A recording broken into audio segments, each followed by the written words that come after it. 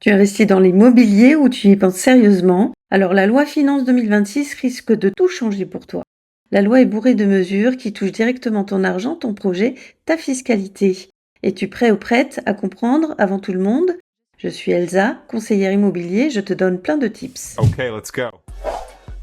Oublie le Pinel, le nouveau dispositif Jeanbrun débarque. Et la question que tu dois te poser, c'est est-ce que ça vaut vraiment le coup pour toi? Voici comment ça marche. Tu achètes un logement neuf, tu loues nu en résidence principale pendant au moins 9 ans et tu amortis 80% du prix d'acquisition. Le taux d'amortissement, il dépend du niveau de loyer que tu pratiques. 3,5% pour un loyer intermédiaire, 4,5% pour du social, jusqu'à 5,5% pour du très social. Autre point qui change tout, plus de zonage obligatoire. Tu peux investir où tu veux. Et si tu préfères l'ancien, c'est possible aussi, à condition de faire des travaux représentant au moins 30% du coût total de l'opération. Au niveau des logements vacants, la nouvelle taxe qui va faire mal. 3 millions de logements vides en France, est-ce que l'un d'eux t'appartient? Parce que si c'est le cas, il va falloir agir. Le gouvernement fusionne la TLV et la THLV pour créer une taxe unique. La TVLH, applicable dès janvier 2027. En zone tendue, elle s'applique automatiquement.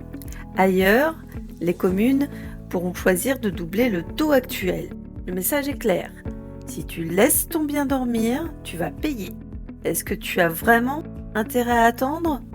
Autre point qui a changé, ma prime rénov est de retour. Tu peux enfin relancer ton chantier. Depuis le 1er janvier 2026, ma prime rénov était suspendue. Des milliers de propriétaires bloqués, des chantiers en attente, des artisans en galère. Est-ce que tu faisais partie de ceux qui attendaient? La bonne nouvelle, c'est que l'aide revient avec une enveloppe de 3,6 milliards d'euros, autant que l'année dernière. Au programme, 150 000 travaux isolés financés, 120 000 rénovations globales, dont 83 000 dossiers qui étaient en attente depuis 2025. Mais attention, et c'est très important, les contrôles vont être drastiquement renforcés pour lutter contre la fraude. Faux documents, fausses entreprises, le gouvernement dit stop. Si ton dossier est solide, c'est une excellente nouvelle. Si tu penses passer entre les mailles du filet, c'est terminé. Les APL augmentent de 0,9% à partir du 1er avril 2026, une revalorisation calée sur l'inflation.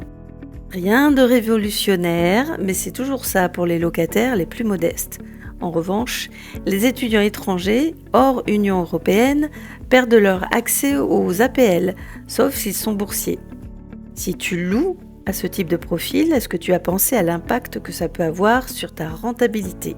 Et pour finir, une info qui va rassurer les investisseurs LMNP, rien ne change. Les abattements microbiques restent à 30 et 50% et les règles sur les amortissements et les plus-values sont inchangées pour l'instant.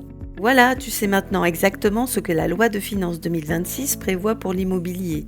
Mais la vraie question c'est, est-ce que tu vas agir ou est-ce que tu vas encore attendre pendant que d'autres saisissent les opportunités?